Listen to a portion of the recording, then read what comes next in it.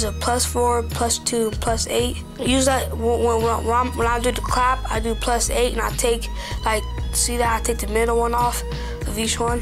I'd say the ratio out of the ones I work with is probably 30% of them want to pursue in sports and music. I just want me to be out there, you feel me? I just want people to see me.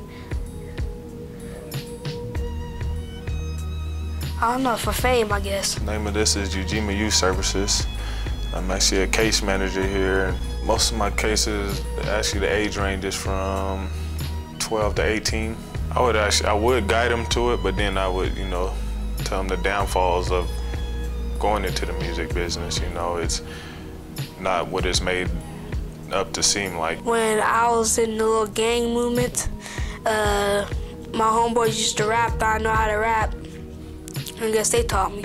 Yeah, I say now, these days, it's more kids that, are influenced by the music, because you have, Soulja Boy, who actually started off the internet. That appeals to them, and they just want to be an entertainer and not so much like a beat craftsman.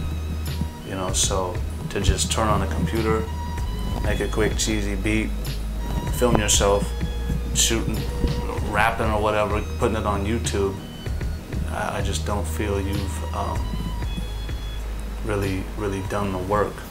To people who are 15 years old and 14 years old right now, who have no connection to where it's the 80s, you know what I'm saying, where we listen to it, they believe that that's hip hop, and they don't need any foundation. That's their foundation. Cash, cars, hoes, big houses, rims, all that stuff is what young people that can't determine the difference between fantasy and reality, they kind of get stuck with that image in their head, and I think that's what they try and emulate.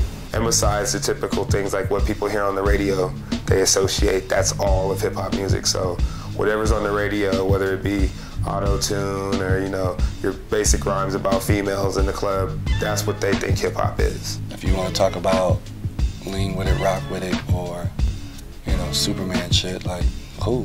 Like, that's how they're having fun, so whatever. But you can't always blame the artists. I mean, the A&Rs and these record companies are picking these whack-ass people, so.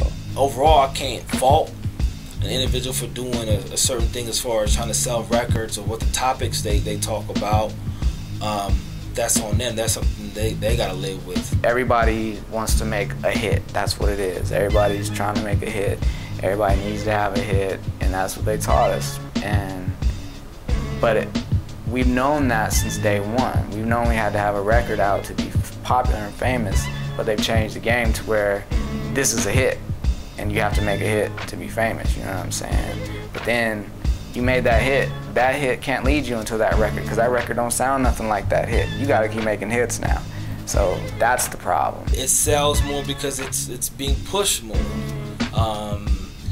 It's being put out there to the masses. It's like, here, this is what's hot, digest it. I mean, if you look at the entire landscape of what's popular right now, it's in a very small box. There's a very small message going on out there. That's almost the only side that you really get to see, because that's where labels put their money, and they know what they're doing for sure.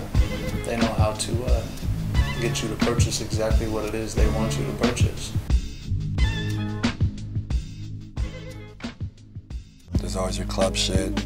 There's always your underground backpack shit, and there's your lyricists, like, and it's always going to be there. It's created all these class differences in hip-hop, and people don't know where it came from, and some people don't even know where they came from. So I think in order to enter the stage, you got to know who did what and when before you. We know our history, and that's the main thing. I think that's why our music stands out, is because we know our history, and we know how to take from the past as well as pay homage to it.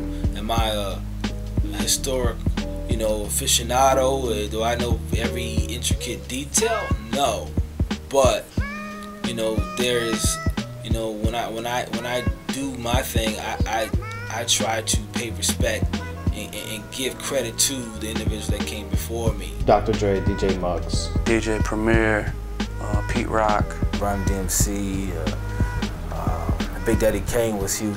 Jay-Z, Nas, Wu-Tang. I'm a 90s kid. I grew up in the 90s era of hip-hop. The Gold Chain era. Organized Noise, Cypress Hill, Wu-Tang. Rakim, KRS, Redman. Wu-Tang, RZA,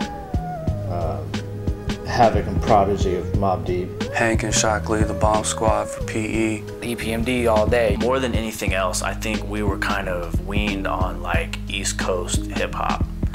Even though we were out in the West Coast to begin with, I think we really vibe more with like the shit that was going on back East.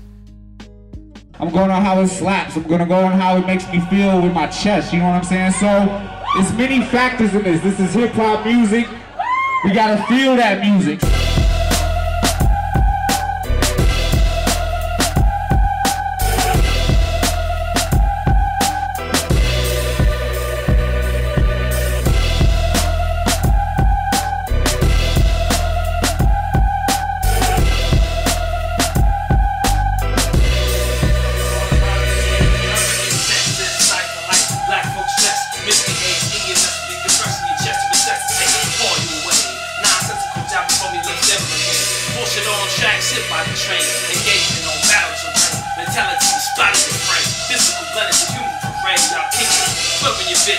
Using camouflage to precision, speeches and switches.